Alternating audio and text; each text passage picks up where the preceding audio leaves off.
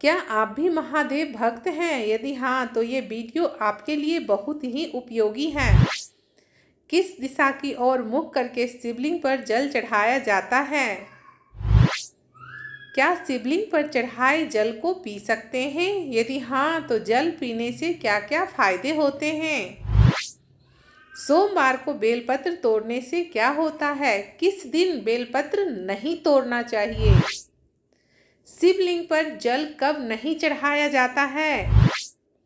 शिवलिंग पर चढ़ाए जल या फिर बेलपत्र खाने से क्या क्या होता है? नमस्कार दोस्तों, ओम नमः शिवाय, हर हर महादेव, जय भोलेनाथ। तो आपसे रिक्वेस्ट है, आप वीडियो पूरा देखिए। वीडियो देखने के पश्चात यदि वीडियो पसंद आता है तो वीडियो को लाइक करें और मुझसे जुड़े रहने के लिए मेरे चैनल को सब्सक्राइब जरूर करें। दोस्तों, यदि आप भोलेनाथ के भक्त हैं तो ये वीडियो पूरा देखिए और कमेंट बॉक्स में ओम नमः शिवाय जरूर लिखिए।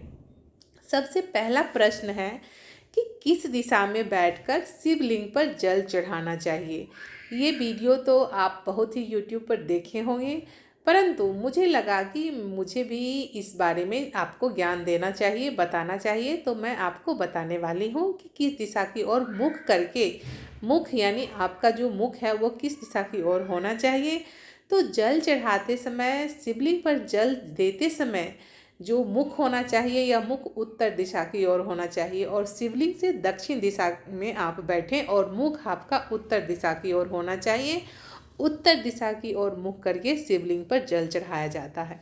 दूसरा प्रश्न है कि कितने बजे तक शिवलिंग पर जल चढ़ाना चाहिए। कुछ लोगों को मानना है कि शाम के समय जल नहीं दिया जाता है, परंतु ऐसा नहीं है। शिवरात्रि में, महाशिवरात्रि में तो पूरे रात भोलेनाथ को जल चढ़ाया जाता है। तो रात के समय भी आप शिवलिंग पर जल चढ़ा सकते हैं। जब टाइम मिले, जब समय मिले आपको अपने भोले महादेव के लिए, भोलेनाथ के लिए जब भी टाइम मिले तो एक जो लोटा जल देकर आप उनको प्रसन्न कर सकते हैं, उनको खुश कर सकते हैं। हमारा तीसरा प्रश्न है, क्या शिवलिंग पर चढ़ाया हुआ जल पी सकते हैं? तो जो शिवलिंग पर जल चढ़ाया जाता है उसको 3 बार थोड़ा थोड़ा करके पी सकते हैं। इससे शरीर की कायिक, वाचिक और मानसिक तीनों प्रकार की रोगों से मुक्ति मिलती है।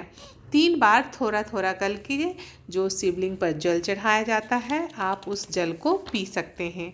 हमारा अगला प्रश्न है, शिवलिंग पर कितने बेलपत्र चढ़ाया जाना चाहिए। दोस्तों, शिवलिंग पर बेलपत्र 1 भी चढ़ाया जा सकता है, 3 भी और 11 भी। यदि आपके पास 1 भी बेलपत्र है, यदि आप प्रेम से, श्रद्धा से 1 भी बेलपत्र अर्पित कर रहे हैं तो भगवान उसको ग्रहण करते हैं।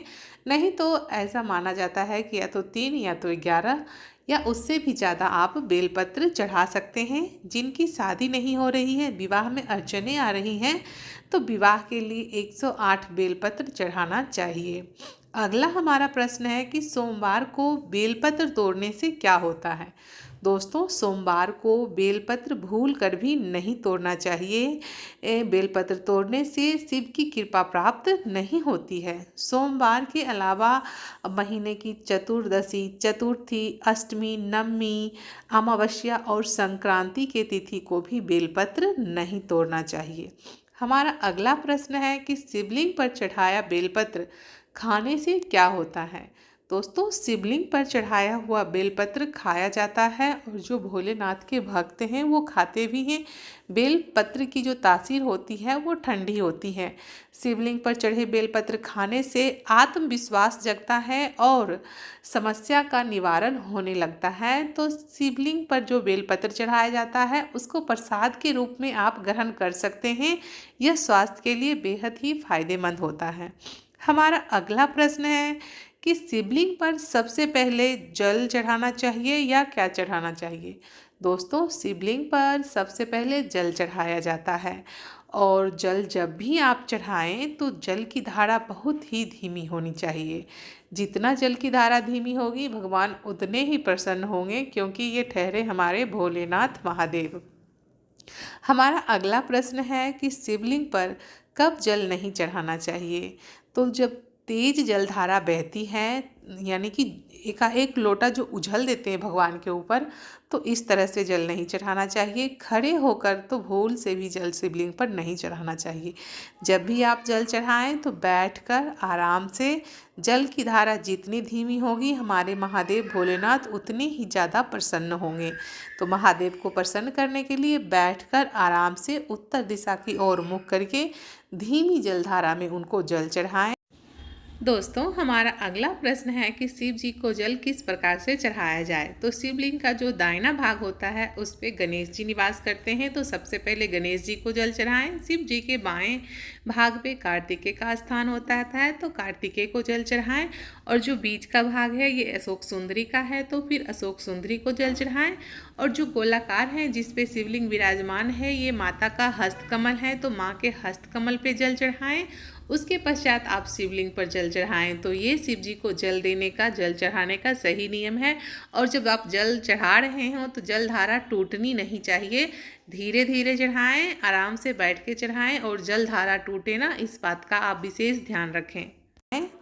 अगला हमारा प्रश्न है, क्या घर में बेलपत्र लगाना चाहिए।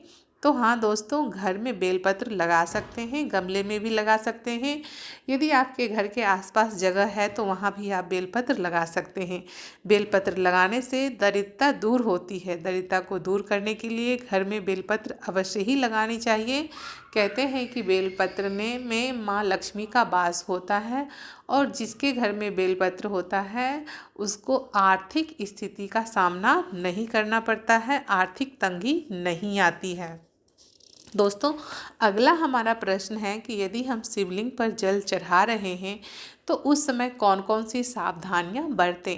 सबसे पहली सावधानियां कि आप दिशा का ध्यान रखें और तांबे के लोटे में से जल चढ़ाएं। पीतल के लोटे से शिवलिंग को जल नहीं चढ़ाया जाता है। और यदि आप शिवलिंग पर दूध चढ़ा रहे हैं तो तांबे के लोटे से दूध नहीं चढ़ाएं। जो दूध है, दूध के लिए आप स्टील या फिर चांदी इस्तेमाल कर सकते हैं। शिवलिंग पर जो दूध चढ़ाया जाता है उस दूध को आप अपने आँख के आसपास लगा सकते हैं।